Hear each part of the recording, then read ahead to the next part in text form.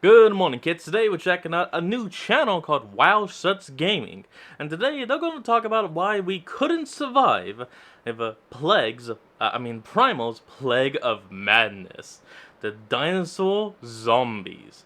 Now, if you haven't watched Primal, what's wrong with you? Two great, awesome seasons. Be careful with season two; they'll, a couple scenes that are gonna make you be like, "What the? Why did they get away with this?" But all in all, I love it. It's a damn good show. I'm not talking shit. I'm just telling you to be careful. Either way, let's hop in. One word. Zombie dinosaurs. Technically two. Chago, put in a hyphen so I don't look stupid. Okay, now There it's you one go. word. I don't have to look like an idiot. There are Now many you're threats fine. to wide-scale survival that hail back from the prehistoric era. Giant and or predatory dinosaurs in the land, sea, and air, apocalyptic meteors wiping out life and ushering new age, etc., etc. But it's not too often we consider infections or diseases, possibly otherworldly in nature, stemming from the land before time. Running rampant through an environment and its inhabitants unopposed without any hope of a cure, there is true nightmare fuel in what we cover today. What kind of damage would a disease from the dawn of man do? Let's find out. Today, we are discussing why you wouldn't survive Primal's Plague of Madness. Man, that episode was crazy. Coming from origins unknown, we witness the after effects of the Madness Plague's first unseen outbreak when a lone Parasaurolophus frantically wanders into a herd of Argentinasauruses. The duck-billed hadrosaur is a blatant, sickly biohazard in every regard. Flesh and they bubbling up expose, like it's melting off the bone, exposing spine. its vertebrae, skin turning bright green, Yes, eyes washed thank you. over in a bright red with yellow veins wriggling out, green bile emanating from its mouth. Totally unrecognizable from its healthy persona. It is normally a passive herbivore. However, this new monstrosity wanders around as if it were in a blind rage, spurred by agonizing, unending pain. Not paying any mind to the behaviors of such a small creature relative to its own size, the lizard giraffe continues eating from atop the tree. It eventually bites the Argentinasauruses.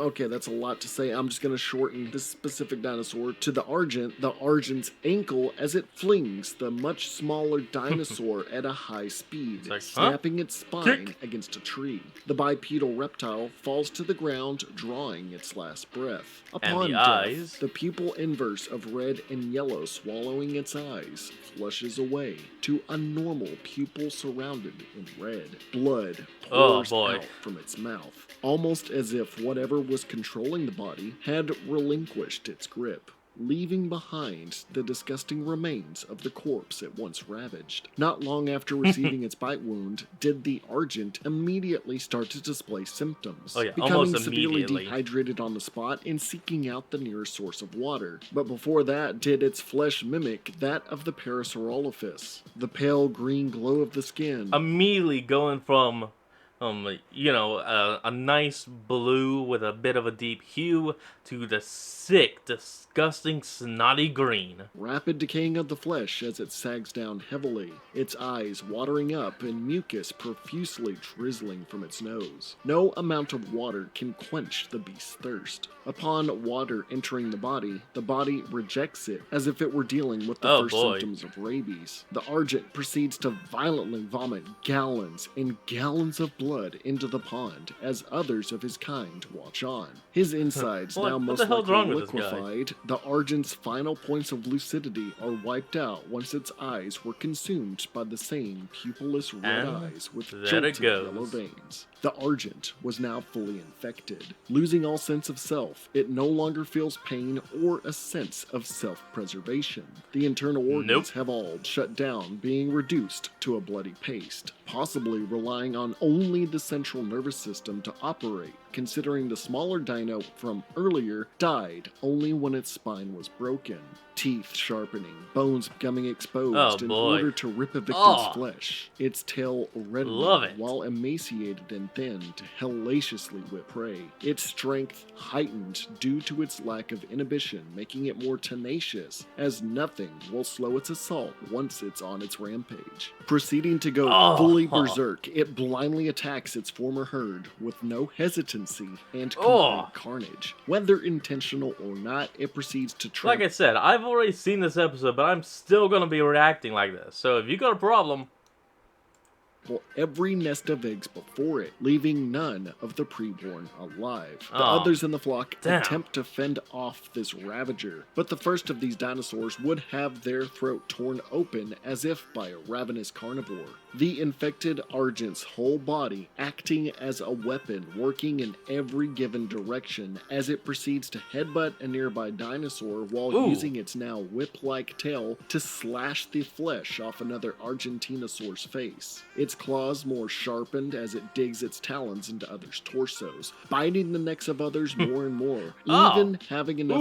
Ooh. force in its legs to kick the ribcage out of a dinosaur's body in one single motion. A debilitated dinosaur nearby had its innards ripped out by the Argent as it runs up to a fleeing dinosaur just to tackle it into the spikes of a nearby tree. Oh. Pretty damn metal, but in the span of only a few minutes from becoming fully infected, did it wipe out an entire herd of giant dinosaurs, leaving no survivors. This Oh, behavior God. is unlike any zombies or infected I have covered. Usually the main prerogative of an infection is to multiply and reproduce. However, this is the polar opposite. The This thing infected just here wants to show kill, no sign kill, of kill. attempting to spread the virus. Instead, it seeks to only kill. Of course, if one were to have somehow gotten away from the attack after getting bitten, they could have contracted the illness. But the Maybe. virus Someone does knows. not reanimate the dead, mind you. It needs a living host, leading to confusion as to what this infection is. It may be related to rabies or necrotizing fasciitis, aka the flesh-eating disease, possibly Oh, being okay, that's the kinda cool. origin forms of both of these viruses that mutated away from each other millions of years ago, like a more extreme version of 28 Days Later's Rage virus. Yet, I can at see least that. with Rage, the time for infection would cause someone to turn before they were killed. Well, for the most part. But with the Plague of Madness, the infection rate cannot keep up with the murder rate. This could be a variant of a supposed Oh, real-life boy. disease that existed way back during the late Cretaceous period. Still The love skeletal it. remains of a titanosaur found in Brazil in 2020 showed signs of osteomyelitis,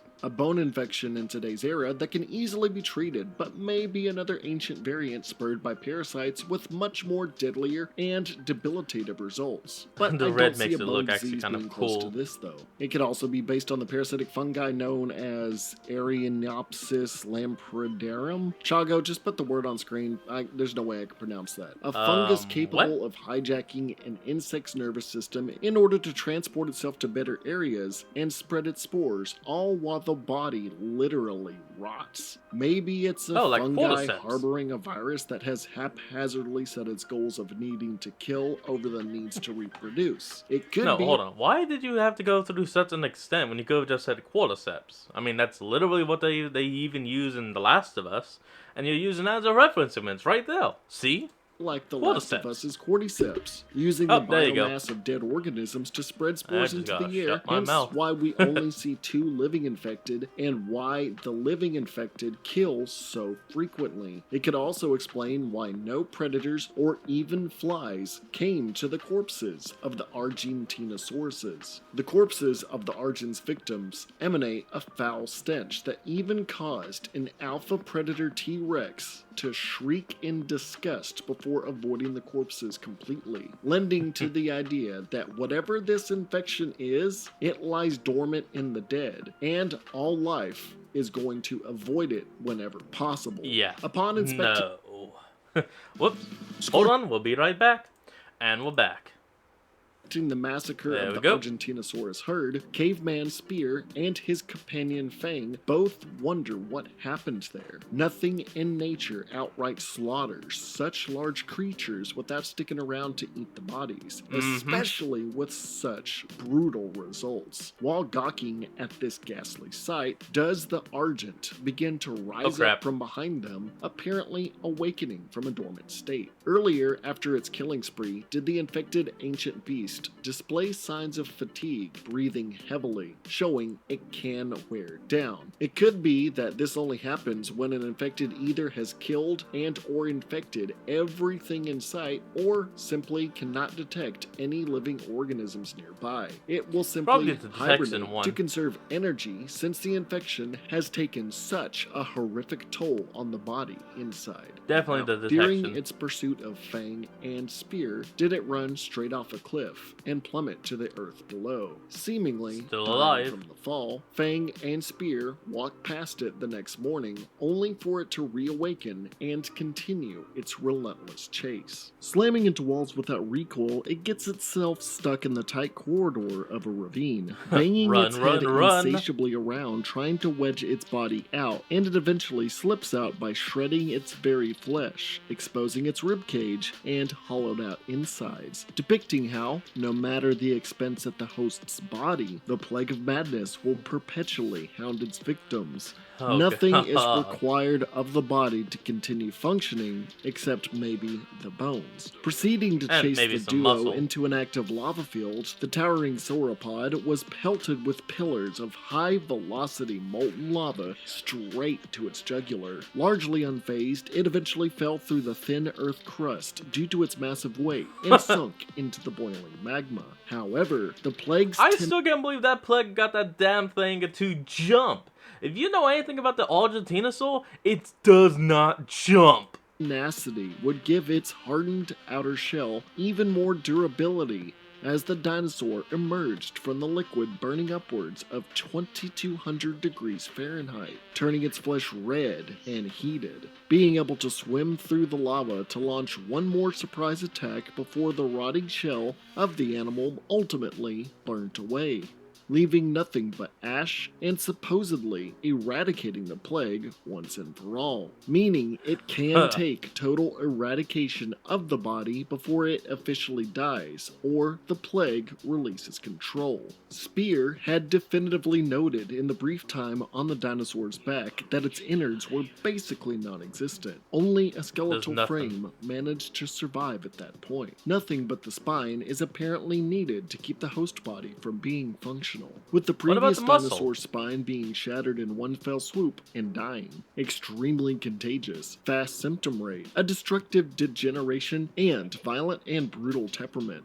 This dinosaur 28 days later black magic-like infection could have easily done more if given more time with the episode or breaking out of the diverse episodic format of Primal. We only ever saw it in 2 dinosaurs, so it could have done a lot more damage if it went beyond them. But that Yeah. brings us to the why you wouldn't survive. I also would just like to say I would love if he did more with this. Unfortunately, no, not even in season 2. If I've been talking about the synopsis and its origins, Oh, maybe season 3. but how would we not survive? No, there's no It's season way 3. back in the past. Well, what if the virus somehow went dormant and came to us, say, 128 million years later? Noting how the Moron. corpses of the Argent's victims went untouched, it is possible that their skeletal remains could harbor the infection, even through every diverse era of our planet. While not plausible for actual diseases, one of fantastical properties like the Plague of Madness could very well do so.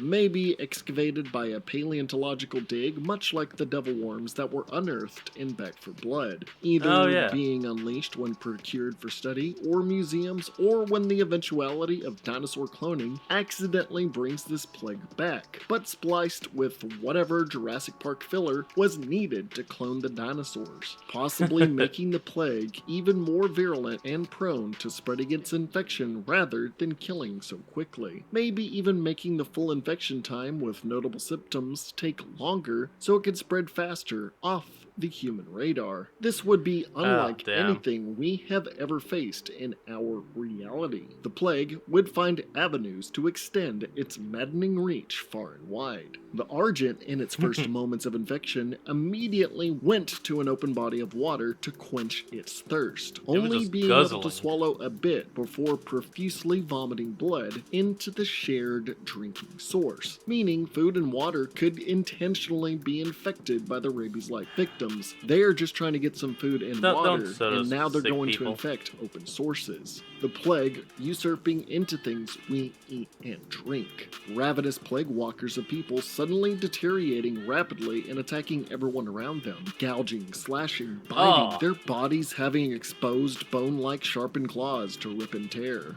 Bodily fluids flung everywhere in their attack, not being too Oh. far from the imagination that it could be just like the rage virus that any drop of blood, saliva, mucus, or more entering the body could mean rapid infection Wait, even to the healthy mucus? hosts. Damn. Disabling these infected would prove to be extremely difficult since basically all of their internal organs would be amalgamated and hollowed out. The plague So, yeah, infected unless you would can take become out the even head, more you know. resilient than the generic zombie, as even shots to the head might not even wipe these infected out. It would require either decapitation, breaking the spine, or total incineration of the body before you would be able to even take one of them out.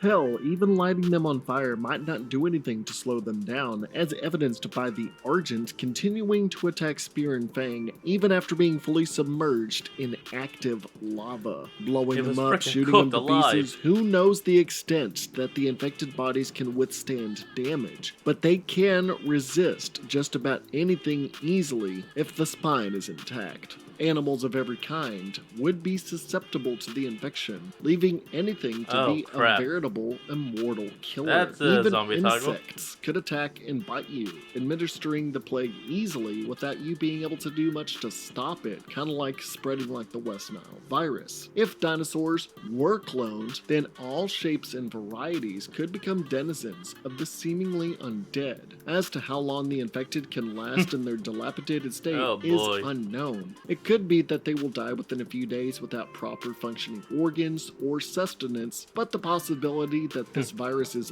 otherworldly and magical in nature. I mean, honestly, with the way that the plague, messes with the body and forces it to just go wild, I would have to say that it probably would go, well, dead within a few days, simply because it's not trying to keep itself in one piece. I mean, you saw that all just rip off its sides while getting through that canyon. Could mean that all infected bodies will function until they are either destroyed or even possibly lasting until they are nothing but bones. It is also plausible that the open air could become infected with plague spores if it is indeed a fungal growth, leaving it impossible Let's to hope it's breathe not over a time spore. in highly populated areas without proper breathing equipment. If you do breathe in the spores, you will quickly turn into one of the green menace. The infection would spread like wildfire, regardless, due to its virulency and how violent and fast the infected suddenly become with their bodies, leaving everything behind them they draw near as Oh. biohazards. All natural life will attempt to steer clear of this medical abnormality, but few would be able to flee from it forever. Spear and Yeah, Fang we'd all be never screwed. attempted to fight it, knowing immediately what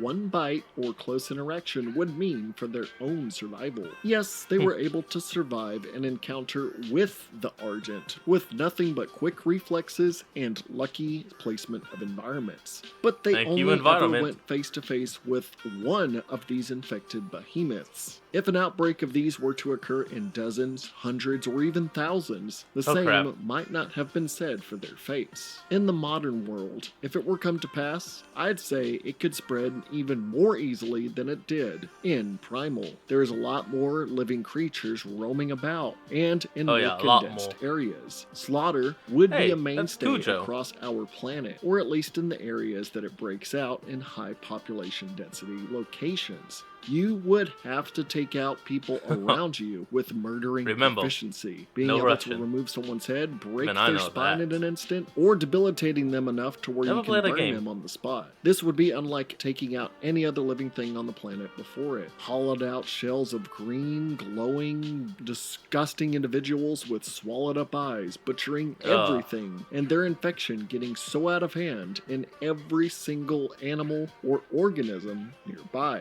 spreading plaguing exponentially as the Oh, world plaguing. descends into a hellish Oh, pandemic. plaguing. Sure, some may survive once we are able to get to safe havens, but in the initial chaos and everything that follows, we would have to fight back with weapons in hand, both civilian and militarized, and find food Yeah, and stop water that is destroying. not quickly infected. Shaun But of in the the Dead. end, a wide portion of the population would fall either by the infected's hands or the infected supplies of air, water, food, and everything before Yeah, order everything. could be restored. More than likely, you will just be another stark raving candidate turned green with maddening eyes, fluids out Yeah, of we every would just all be orifice of your dead. body, Short and simple. ready to attack anything that draws breath. And you will be another denizen of the plague of madness. That's it for this time capsule of a bio-viral fungal magical look at Jendi Tartakovsky's Primal universe. What do you think?